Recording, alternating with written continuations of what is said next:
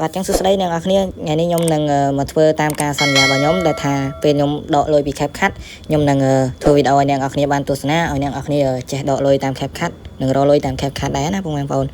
ចឹងយើងបើមានលុយចំនួន$5យើងអាច withdraw បានហើយអ្នកនរគ្នាជាមួយខ្ញុំចូលឲ្យអ្នកនរគ្នាមើលកន្លែងលុយបាទនេះឥឡូវខ្ញុំបាន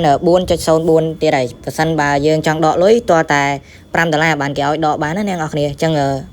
withdraw នេះយើងភ្ជាប់ជាមួយ PayPal ដែល PayPal ហ្នឹងយើងអាចភ្ជាប់ជាមួយ Visa Card Uri ធនាគារ Uri នៅក្នុងស្រុករបស់យើងណាអ្នកនរគ្នាតែគ្រាន់វាកាត់សេវារបស់យើងចំនួន$5អញ្ចឹងអាការខ្ញុំដកហ្នឹង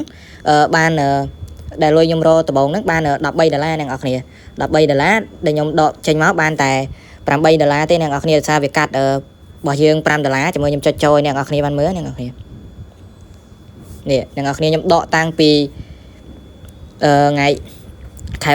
4ឆ្នាំ2025អ្នកនរគ្នាដកចំនួនដំបូងខ្ញុំដក 8.61 បន្ទា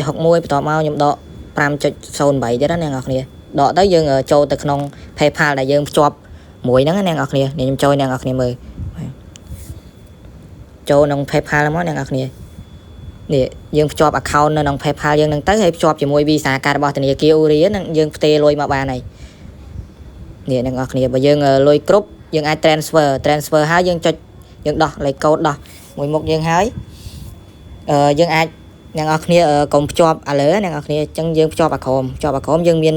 អ្នក link card ឬក៏ link bank account ហ្នឹងប៉ុន្តែអ្នកនរគ្នាចុចតាម link card វិញអាហ្នឹងវាស្រួលជាងអ្នកនរគ្នាដោយសារវា scan ទៅចូលមួយ card Uri ហ្នឹងយើង scan បានយើងអាច transfer លុយមកក្នុងហ្នឹងបានហើយឥឡូវនេះក៏ខ្ញុំនៅតែបន្តទៀតដែរអ្នកនរគ្នាគ្រាន់ថា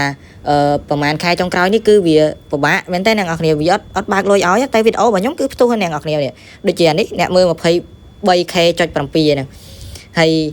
គេកាត់ឡើងជិត 10k អ្នកនរគ្នាហើយចុងក្រោយអត់មានបានលុយអ្នកនរគ្នាគឺ0ជាមួយខ្ញុំចុចឲ្យអ្នកនរគ្នាមើល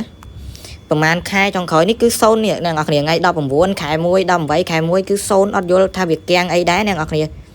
ចឹងខ្ញុំនៅតែបន្តវាប្រចាំថ្ងៃបន្តទៀតដើម្បីចង់ដឹងថា